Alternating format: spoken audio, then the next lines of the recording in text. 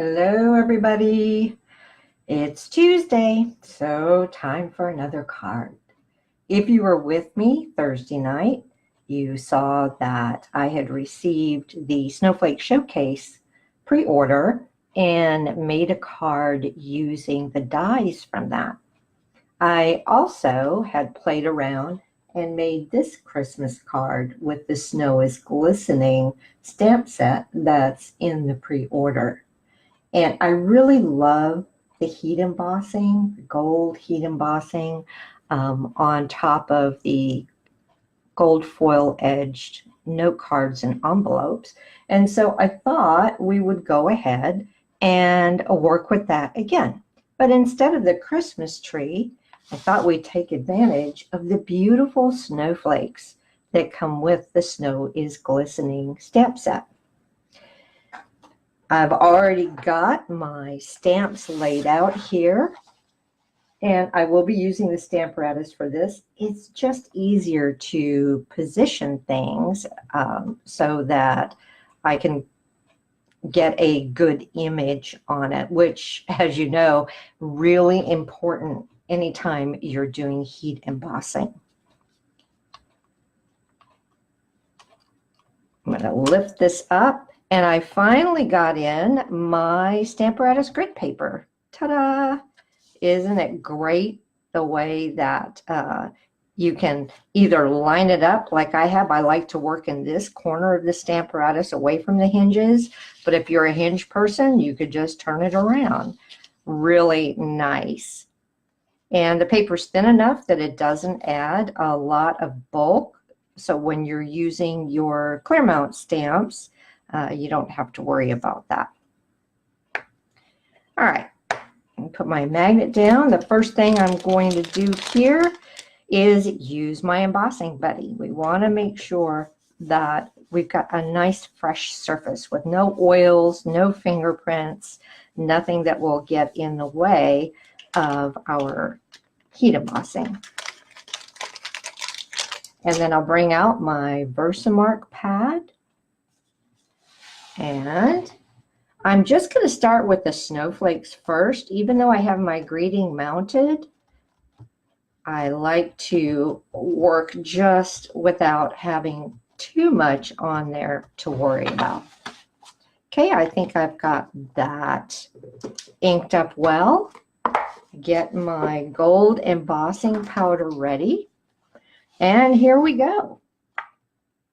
I'll stamp that down. And as you can see, I have my greeting in the lower right, and then I love to work in sets of 3. So having those 3 larger snowflakes to use came in really handy. And I've just positioned them around the outer quadrant of my card. Now let's see if I got a good stamped image on that. And you really can't see it until you hold it up to the light. Then it should reflect off of the light and let you know if you have a good image on it. And if you don't, just put it back down and stamp it again. Now, because I lifted that one all the way off the paper, and I can see that I have a little bit on this one snowflake that didn't stamp well. I'm going to turn this over. Not going to worry about the other side and just restamp it. And sometimes you will need to do that when you're working with a brand new stamp set. Hello, Anne. Thank you for joining. Okay, so working on the other side here. Again, I'm going to use my embossing buddy.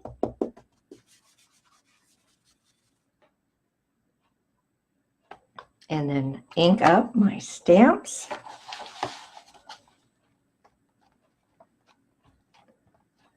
I know you can't see me inking them up, but you guys know how to ink up your stamps.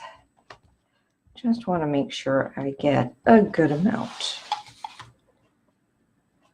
Now we'll press this down again. I'm going to pay particular attention to that one little corner that didn't ink up very well last time. And this time I'm going to hold on to my paper so it doesn't move. And just double check to make sure that, yep, that looks like it's stamped just fine. I can take it off this now, being very careful to keep my fingers away from the inked portions. And we'll go ahead and hit it with our gold embossing powder.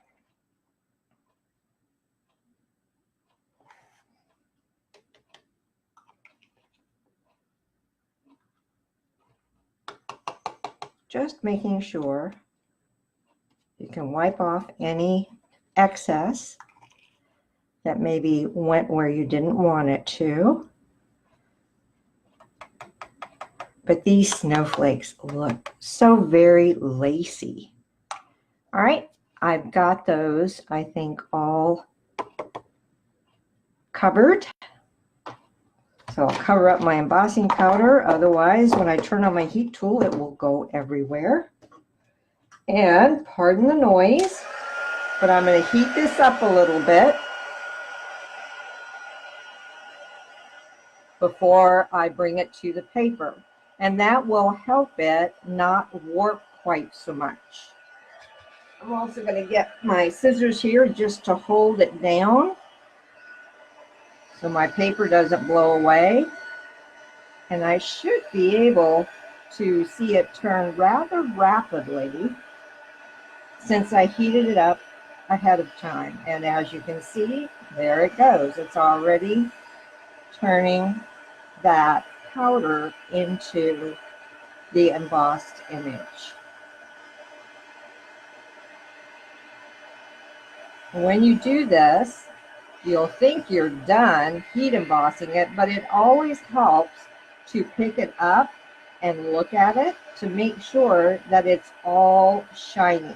You don't want any matte areas. And the easiest way to make sure is just to hold it and kind of wiggle it back and forth a little bit, making sure you don't see any matte areas. All right, we've got our snowflakes done. Now I'm ready to move on to the sentiment. So let's just stick it right back where we had it. Now, because I've been handling this, holding it while I was doing the heat embossing, I'm going to go ahead and hit it again with my embossing buddy. I am going to wipe off my snowflakes. Don't want to get any more ink since I've already done the heat embossing on it.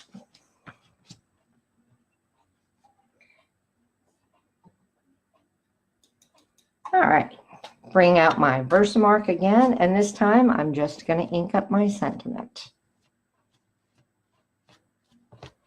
And hopefully I lined it up straight. I tried to make sure it was on there straight, but my paper's a little warped, so I'm just going to double check it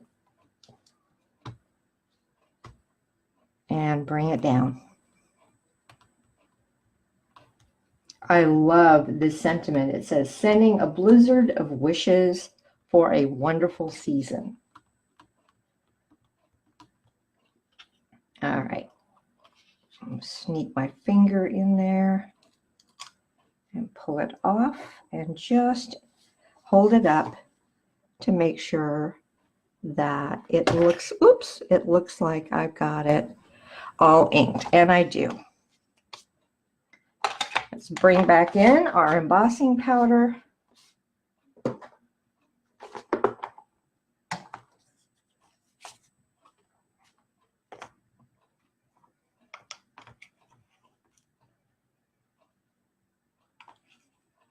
And you want to really make sure when you're doing a sentiment that you get good coverage. As you can see, I'm missing a little bit there.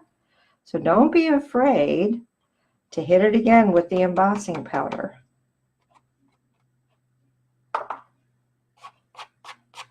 And just wipe off any excess. I usually have a little paintbrush that I keep handy, but I think we've got it. Back in with our heat tool.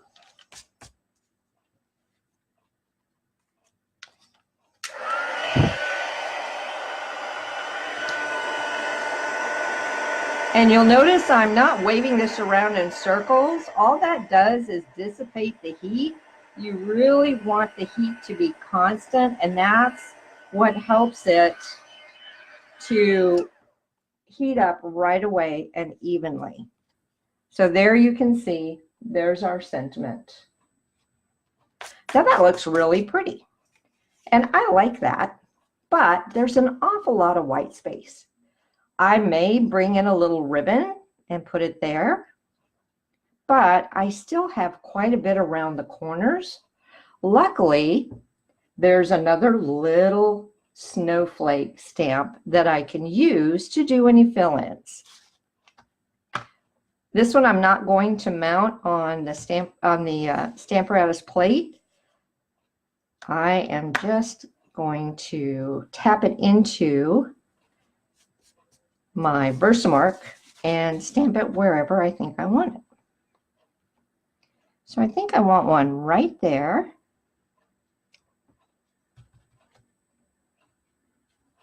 And how about we put one here. Let's do one down here. I'll move my magnet out of the way there. And let's see, where else? It can be sometimes fun to put them almost going off of the page. And I'm tilting my head in the way here, so pardon me if you see it. Just trying to see where I have already stamped. Don't want to stamp on top of each other, but I'm just going to hit it here and there. I can always come back and add more, but I think we added 5 or 6. So let's go with that and see what it looks like.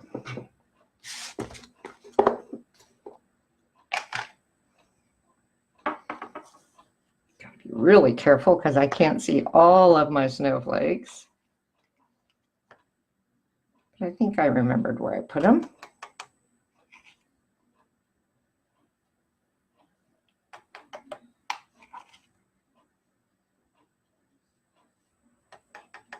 And I think you can see why I like doing it in segments, because if I do too much at a time, I find that I invariably miss an area, or I get them right on top of each other, which doesn't look very good either.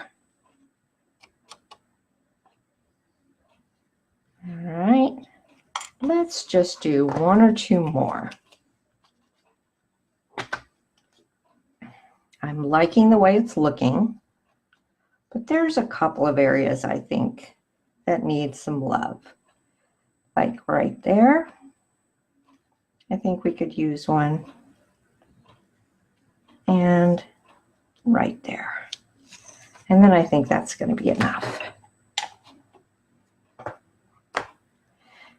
If you want more white space, obviously, you wouldn't have to put as many of those little snowflakes on there.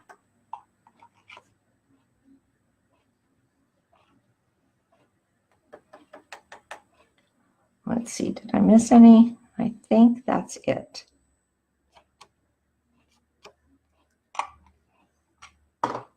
Okay, last time with our heat tool, and we should be good to go. By this time, it should be all heated up. So I'm just going to hold it now with my scissors. And watch the magic happen.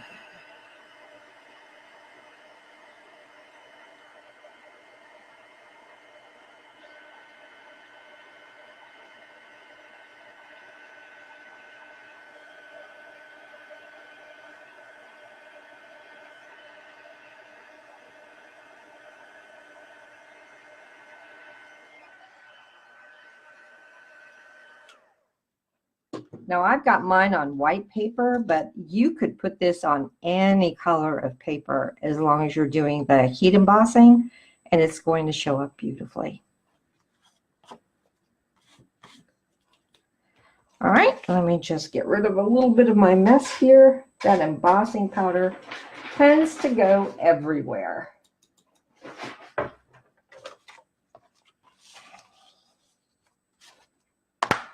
Okay, now we're ready to put the card together. So I'll put this out of the way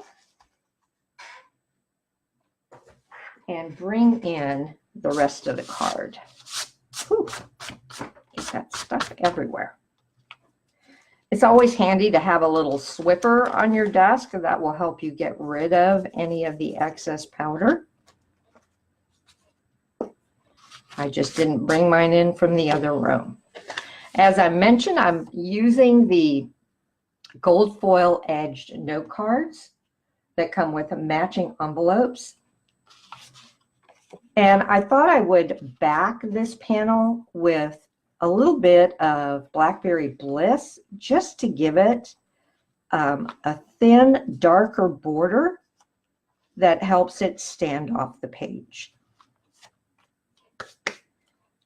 Oh, let's see, liquid glue. You could put it up on dimensionals, but I'm going to be mailing these cards, so I really want to try and keep them pretty flat. I have cut my Blackberry Bliss to be 5 inches by 3 3/4 inches. And then the design panel is 1/8 of an inch smaller. So it would be, would that make it 4 7/8 by 3 5/8? Yeah, I think that's it. All right, so we'll just go ahead and use liquid glue on this panel. That will also take care of any warping that you may have from doing your heat embossing. When you adhere it, it will help it to lie flat. And if you find your paper very warped, you can always set something on top of it for just a couple of minutes until that glue has had a chance to set. All right, final embellishments. Now I did cut a little or create a little bow out of our gold metallic edged ribbon. And I think I'm going to put that right there with a glue dot. Let me see, where are my glue dots? Right here.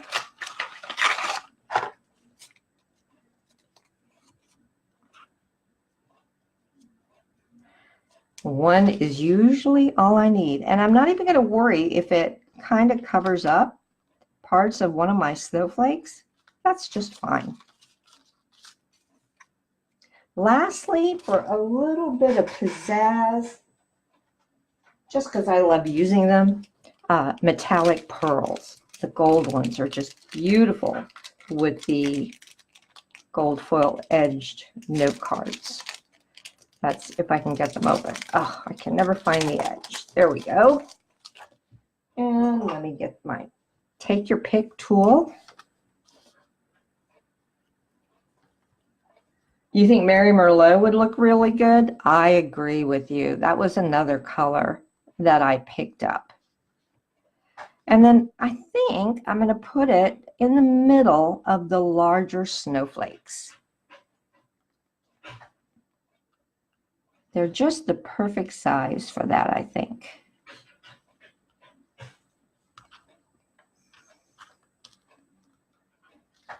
So last one here. And if you wanted to, you could also sprinkle them at different areas around the card. But I think I'm pretty happy with that. So as you can see, this went together really quickly and easily.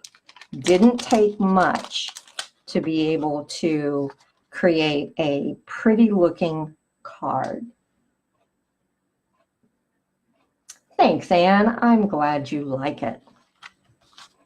How much time do we use? Oh my gosh, we have lots and lots of time left. Let's see.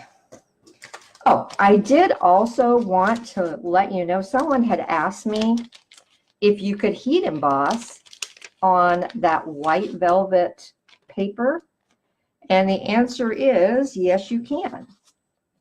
Oh, good grief, it just fell out. Where did it go? Did you guys see where that fell? Good night. Well, you'll just have to take my word for it. It does heat emboss on the, or you can heat emboss on the white velvet paper, but it's not going to be as shiny as it is when you put it on regular cardstock. It does dull it down just a little bit. It still looked very pretty though. Oh, hang on, I just found it. Oh, slipped on the floor. So I'll put it up here and hopefully you can see that, but it does not get shiny, shiny. It's more of a matte finish, but still very, very pretty. So if you want to try heat embossing on the white velvet, you can certainly do that without damaging it all. I wasn't sure if the heat from the heat tool would kind of singe it, turn it a little brown, but there were no ill effects to it at all. Okay, well, that is what I wanted to show you. So I've made 2 cards, heat embossing, using the Snow is Glistening stamp set. And I like them both equally well. That's everything I wanted to show you tonight. If you have any questions about the technique for this, just drop me a comment and I'll be more than happy to answer your question. These will go up on my blog, as well as you'll be able to find this video tutorial both on my Cards by Winnie Facebook page and on YouTube as well. So you can run through it again if you need a refresher on how it was done. Okay, I will let you get back to your evening. I hope you have a great rest of the week, and I will see you on Saturday. Bye, y'all.